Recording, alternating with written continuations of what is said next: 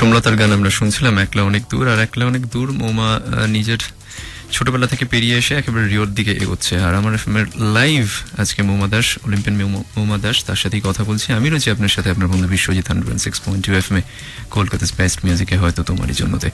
গান শুনতে শুনতে এবার একটুখানি তোমার শুরুর দিকের কথায় আসবো। ছোটবেলা টেবিল টেনিস কেন হঠাৎ এই খেলাটাই কেন চয়েস করলে, শুরুটা কিভাবে হলো, এগুলো একটু জানবো তোমার থেকে। এখন আমরা মধ্যমগ্রামে থাকি, মানে বাবা 15 হলো বাড়ি করেছে আর কি। যখন ছোটবেলায় থাকতাম তখন হচ্ছে ওই লাইক মানিকতলার কাকুর গাছের মিডলে, তো জাস্ট বাড়ির উল্টো দিকেই ক্লাব ছিল। আর আমি ছোটবেলায় খুব দুষ্টুমি করতাম, সেই দুষ্টুমিটাকে আটকানোর জন্য আমাকে আর কি ক্লাবে দিয়ে দেওয়া হয়। তো সেই জন্যই আমি তো সে যাবো না, সে না আমাকে যেতেই হবে। তখন আমার কাকাও আর কি ওই টেবিল টেনিস কোচ ছিল আর কি। ফার্স্ট কোচ আমার জয়ন্ত পুশিলাল, ওখানে আমি শিখতাম আর কি। তো তখন জয়ন্তদা ক্যালকাটায় ছিলেন না, কেরালা ছিলেন। যখন আমি ভর্তি হই তো কাকার তখন ফাঁকি মারাও যাচ্ছে না, বেরিয়ে আসাও যাচ্ছে না, ওই আর কি বন্দি থাকতে হবে অ্যাটলিস্ট 3-4 ঘন্টা। তো তারপর যখন আসলো আস্তে আস্তে শিখতাম খেলা, সিনিয়ররা খেলতো দেখতাম, অনেক প্লেয়াররা ছিল, অরূপ বসা, কিশোরলয় বসা, অনেক প্লেয়ার ছিল তখন আর কি। তো তারপর তখন একটা টুর্নামেন্ট হতো বেঙ্গলে, এখন হয় না হয়তো, রাইটার্স বিল্ডিং বলে। তো ফার্স্ট টুর্নামেন্টে আমি ফাইনাল খেলি। হ্যাঁ, আর ওখানে আমার ফার্স্ট রাউন্ডে পৌলমির সাথে খেলা হয়েছিল, ঠিক আছে। তো আমি ওকে হারিয়েছিলাম, ওখান থেকে আমরা ক্লোজ আর কি, বন্ধু হই। তো হারিয়ে এবার আমি ফাইনালে চ্যাম্পিয়ন হতে পারিনি, হেরে গেছিলাম। তো রানার্সে অনেক গিফট পাই, মানে সফট টয়েস, চকলেট, ফ্লাওয়ার, আরো অনেক কিছু ছিল।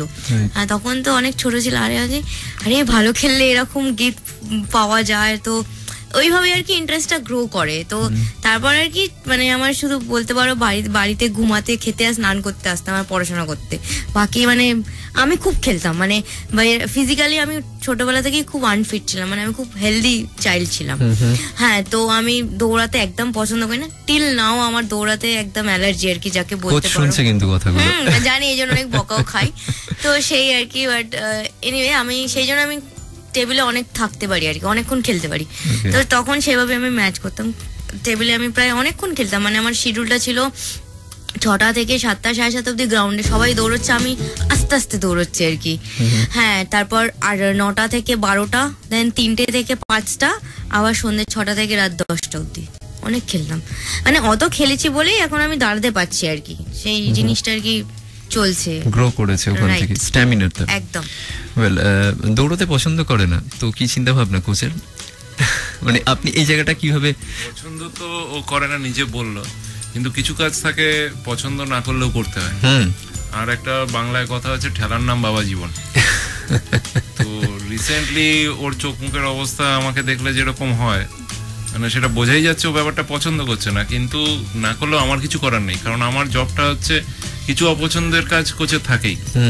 সেই কাজগুলো যাতে সে পছন্দ এক সময় না এক সময় করে, দায় থেকেই হোক, তাতে আমার কোনো আপত্তি নেই, কিন্তু কাজটা তো করতেই হবে আলটিমেটলি। কারণ আমি তো এরকম নয় যে শুধু ন্যাশনাল লেভেলটাকে আমি দেখছি, যদি আমাকে ইন্টারন্যাশনাল লেভেলে সফল হতে হয় তো তাদের মতো করেই তৈরি করতে হবে, আদারওয়াইজ আই মেক উইট, তাই না? না হলে যদি ওখানে যাই তো আমাকে দৌড়তে হবে, দৌড়তে হলে সাইড মুভমেন্ট বা আদার যা যা ফিজিক্যাল অ্যাক্টিভিটি সেটা করতে হবে। আর না করলে ওই লেভেলে আমি কম্পিট করার স্বপ্নই দেখতে পারি না।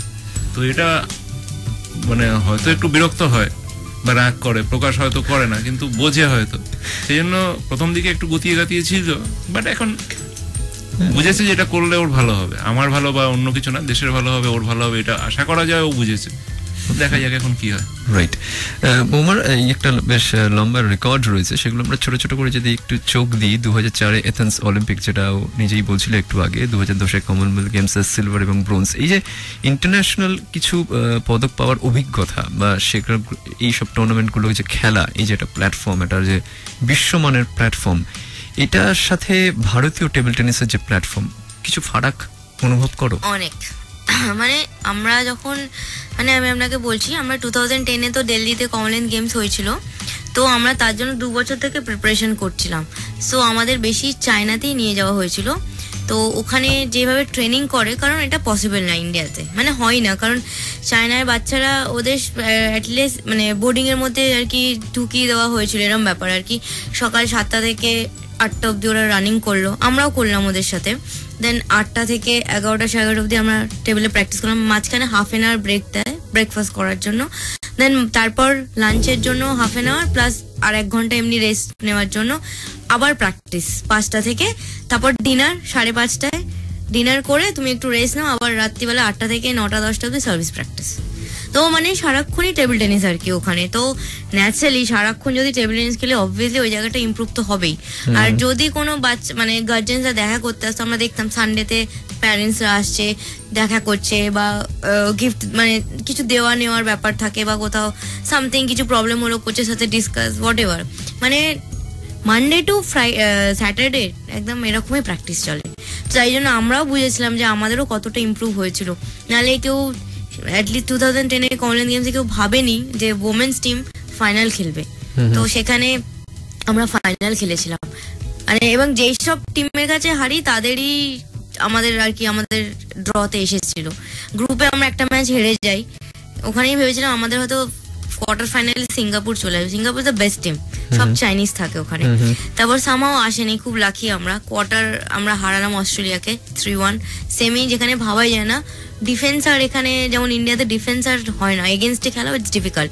তো আমরা তখন অনেক প্র্যাকটিস করেছিলাম। তো যেখানে আমি খেলেছি ডিফেন্সারের এগেনস্টে, যেখানে আমরা পারতাম না 1-2 পয়েন্ট করতে, সেখানে আমি 3-0 হারিয়েছি। মানে আমি নিজে অবাক, আমি ঘুরে জিতার পর আমি লাফিয়ে উঠেছি, কোচ তো আমাকে কোলে তুলে নিয়েছে। মানে এগুলো এই জিনিসগুলো মানে ভিডিও করে রাখা আছে, দেখি খুব ভালো লাগে আর কি, ফিল গুড ফ্যাক্টর আর কি। এই কমনওয়েলথ মেডেলসে by an Indian table tennis player তোমার 17টা পদক আছে, রাইট, গেমস এন্ড চ্যাম্পিয়নশিপ মিলিয়ে, দুটো মিলিয়ে। ওয়ার্ল্ড টিটি চ্যাম্পিয়নশিপ পার্টিসিপেন্টে সেখানেও তোমার রেকর্ড অ্যাজ এ ইন্ডিয়ান এবং অ্যাজ অ্যান এশিয়ান 15 বার তুমি সেখানে পার্টিসিপেট করেছো, তাই তো? ওয়েল, এইরকম একজন মানুষকে, এইরকম একজন ইয়াং ট্যালেন্টকে আমরা আমার এফএমএস স্টুডিওতে পেয়েছি। রিওতে যাওয়ার আগে আমার এফএমএস স্টুডিওতে আমরা আড্ডা দিচ্ছি, আড্ডা দেবো, তবে মাঝে কয়েকটা মুহূর্ত একটু গানের সাথেই কাটাবো। পাল পাল